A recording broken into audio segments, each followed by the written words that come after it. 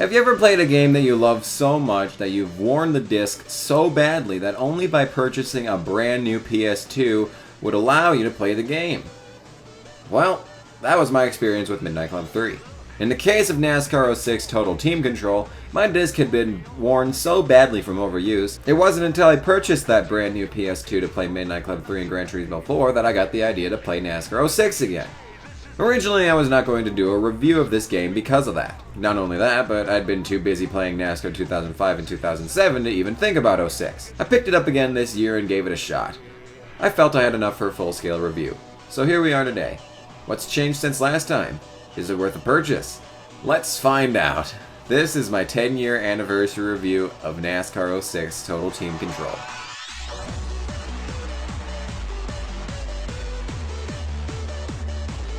There are 6 categories that I grade games on: gameplay, graphics, sound, soundtrack, menus, and replayability.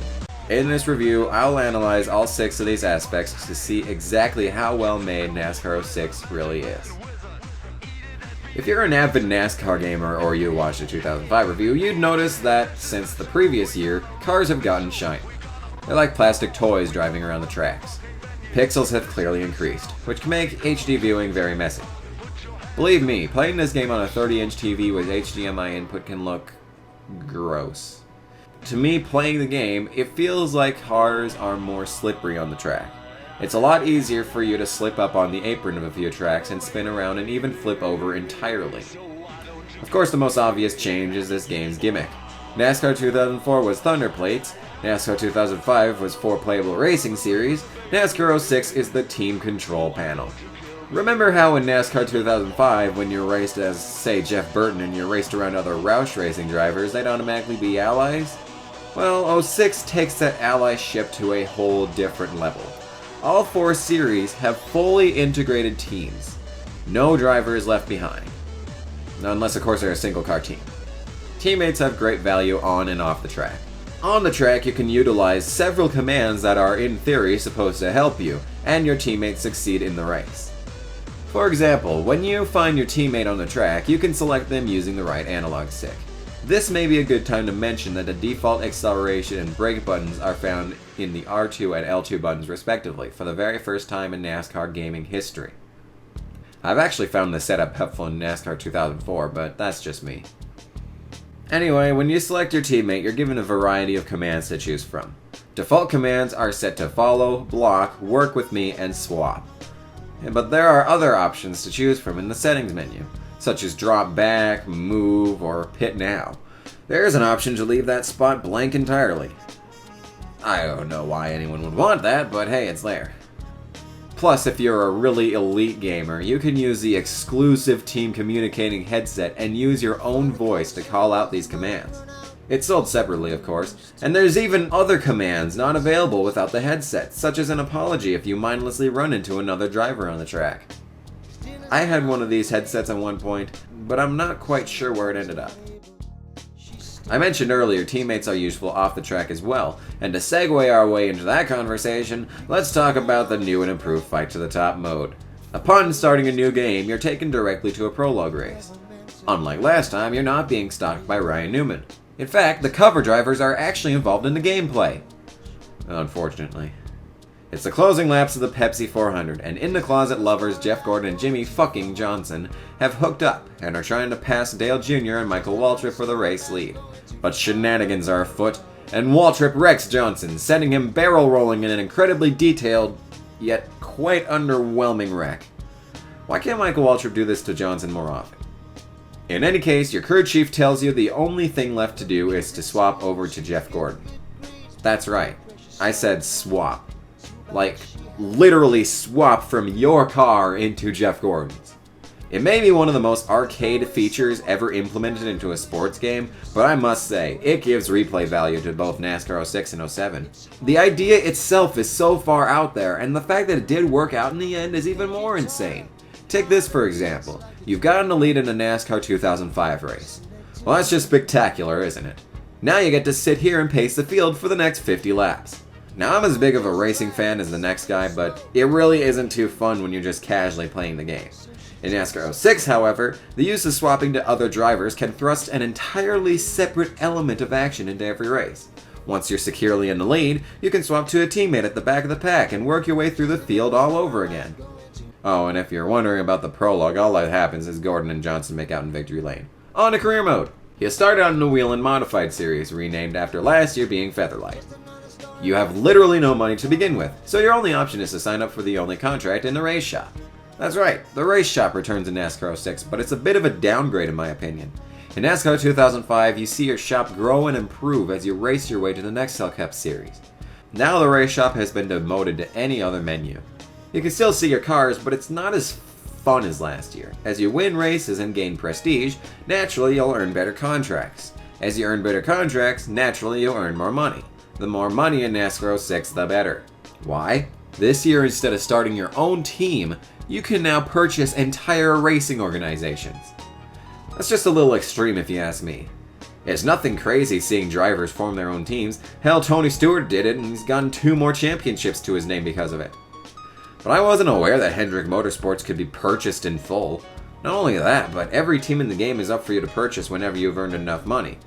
It makes you wonder, are teams always up for sale? Could any random Joe off the street with $20 million go up to Joe Gibbs and take over the entire NASCAR team? In any case, once a team is purchased, you can field your own vehicle, make adjustments to all your team's cars, pit crew, and even deal with merchandise and public relations. Speaking of merchandise, that makes its epic return. However, you can only adjust prices on your car, no one else's. The flags still suck, by the way. Come to think of it, beyond the whole purchasing the team business, there's no change to the race shop this year. You can still hire drivers, choose sponsors, and make your own paint scheme. Money earned in races are still affected when driving under contract versus driving with an owned team. This is about the extent to the changes of career mode. Remember what I said about teammates being useful off the track? Well, the cell phone has returned to NASCAR 06, but has gone under a complete overhaul. You now have 2 sections for messages, text, and audio. You also have a contact section where you can call all your teammates and get incredibly useful game tips from them. It may seem useless, but your teammates aren't useful for you to call them. They have to call you. Contacts with a big red challenge logo next to them are going to put you to the test this weekend, and if you pass the test, you're given big bonuses. Don't lose the challenge though, or else they will chastise you for failing. Games are fantasy races. You play against an AI and pick the top 5 for the week's next Cup race. I thought I had this thing figured out already, but now I have no idea what you're supposed to do to get a win. I thought it was just the highest finishing driver out of the 5 would win for the winning person, but now I think the whole team has to finish ahead of the other team. The rest of the phone is just references. Charity races will still run rampant on your calendar, but showdowns are completely different this year. Instead of racing flashy production cars, you take to the track in your own Nextel Cup cars. If you aren't in the Nextel Cup, or are under contract, you are given a gray number 105 to race. Sexy ride, isn't it? I find that car unsatisfactory to drive, and most of the time you have to wreck your opponent to win. Speaking of wrecks, NASCAR would be nothing without them. Remember how I said if you ride too close to the apron on certain tracks you could end up spinning yourself out? Well, the AI on the racetrack are programmed to spin themselves out randomly during almost every race. This can lead to some pretty interesting wrecks, but most of the time is a driver at the back of the pack spinning into nothing. Allies and rivals have returned with a vengeance. It's easier than ever to become enemies with someone. Tapping into another driver results in incredible animosity built. Be careful, because rivals will be going for revenge. I must also say that if you come into a career mode event with respect among other drivers, and you swap to a teammate who will be defaulted to mostly neutral spec spare a few callbacks here and there, your career mode driver will change the teammate's respect levels if you end the race as your teammate.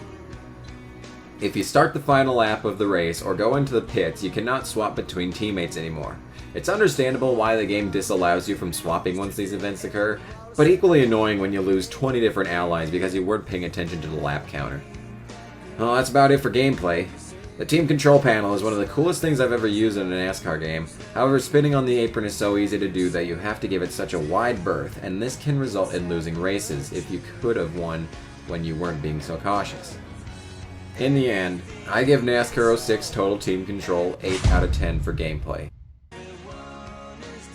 Like I said before, playing on an HDMI isn't the prettiest thing you'll ever see, but it was released in 2005. It wasn't meant to be played in HD, so I'll cut it some slack. Celebrations and mopings are the same as last year. They're like the exact same animation and everything. I say this because 07's cutscenes are much smoother, but I won't compare the past to the future. Basically what I'm saying is that the graphics could have been better. I give Nascar 06 Total Team Control 7 out of 10 for graphics. The sound, comparable to cutscenes, is the exact same as last year. The quotes are the same, the engine sounds are the same. Ace Moneymaker, I still can't stand that name, still gives the same phone calls. It's all the same all over again. Granted, the sound isn't bad, in fact it's good sounds. It feels a bit lazy, but given the fact that they only got 1 year to perfect the team control mechanic, I'll give them a pass on sound. This year. I give NASCAR 06 Total Team Control 7 out of 10 for sound. NASCAR 2000 had a heavy metal electric guitar theme song. NASCAR 2002 had Sweet Home Alabama. NASCAR 2005 had a David Robideau theme. And NASCAR 06 had the Black Crows. One song. One licensed song in the entire game. All the rest are instrumentals. Now don't get me wrong, I'm not a hater of instrumental songs, I just like songs I can sing along to. I've played the NASCAR game so much that I have Andrew WK's Tear It Up memorized, and I've never heard it anywhere outside of NASCAR 2004. The Black Crows Go Faster is a great song, I'm just disappointed it's the only one I can sing along to on this game. And what a letdown after last year's excellent soundtrack. I give NASCAR 06 Total Team Control 6 out of 10 for soundtrack. Up next is menus. You may wonder why I choose to rate menus for the overall game. I just think that being able to navigate exactly where you want to get in a game needs to be fluid and simple, otherwise you end up fiddling around with these things much longer than you want to be. Menus are about as simple to navigate as they were last year. Most menus are the same in fact. Thunder Plates and Race Now modes come to mind. The biggest menu change is the Race Shop menu, and that menu can lag worse than the shop menu in MX Unleashed when all 4 series have been purchased, even with a new system and disc. After races, the highlight reel has been reduced from 5 scenes to only 2, which is a strike against the menu section, seeing as how the screens are part of the post-race menu. There's not much to say about menus beyond this. They are a resounding though the phone is pretty cool. I give NASCAR 06 Total Team Control 7 out of 10 for menus. I said it at the start. Team Control gives a whole new element to the replayability factor of NASCAR 06. Every race is different as a result. Climbing through the ranks in career mode can result in different contract offers every year, and sometimes you won't even need to bother with contracts once you have enough money to take complete control over a team. I still have my original save file for NASCAR 2005 that I've been playing on for over 10 years. I cannot say the same for NASCAR 06, but I can say it was an incredible sight to behold. I maxed out the year counter in career mode to 2025 and had $600 million. So many drivers had retired that the teams were unrecognizable, and the drivers that replaced retired racers had the original vehicle that they had to come from being driven by the drivers that had retired in the first place. It was so crazy. I believe the reason that I did delete the save file was because the disc I have is so old and broken that the cell phone began glitching out, and crashes in the race shop were getting more frequent. I wish I had that file to show you for today, because it would have backed up the score I'm giving for this category. Indeed, the only reason I stopped playing NASCAR 06 was because NASCAR 07 was released. I give NASCAR 06 Total Team Control 10 out of 10 for replayability. And that's all my grading criteria out of the way, time for the final score. Before that, let me mention a few things I haven't yet. There's a Thunder Plate which will unlock something for Dale Jarrett. I don't want to spoil the surprise, find out on your own. NASCAR 101 returns with more videos to help discuss what I have already. Create a Car also returns. You know, pretty much everything from 2005 returns. Yeah. Now for the final score.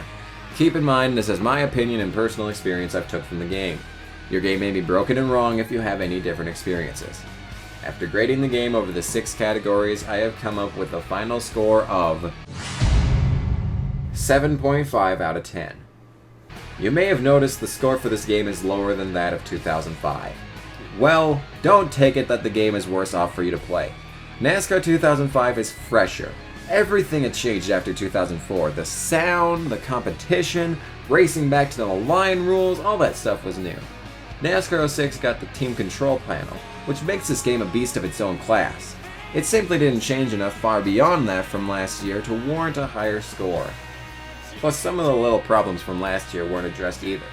It may sound like I'm roasting the hell out of this game, and I am. It's my duty as a reviewer to do so. That doesn't mean you shouldn't check it out. It's a NASCAR game. It's fun. I love it.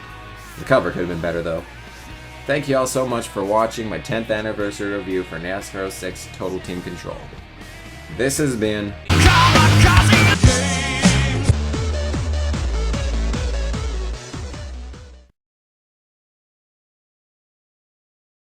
Games are fantasy races. You play against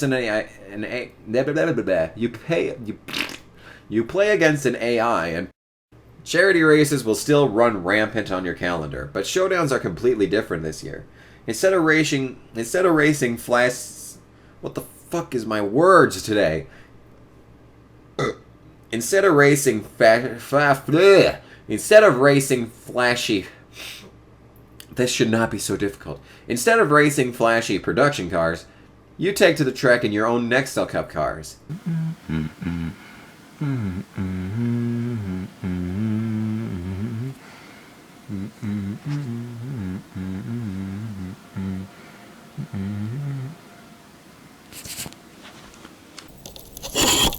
Oh my fucking goodness, it wasn't even a fucking recording. You can't be fucking serious. Now it's all fucked up.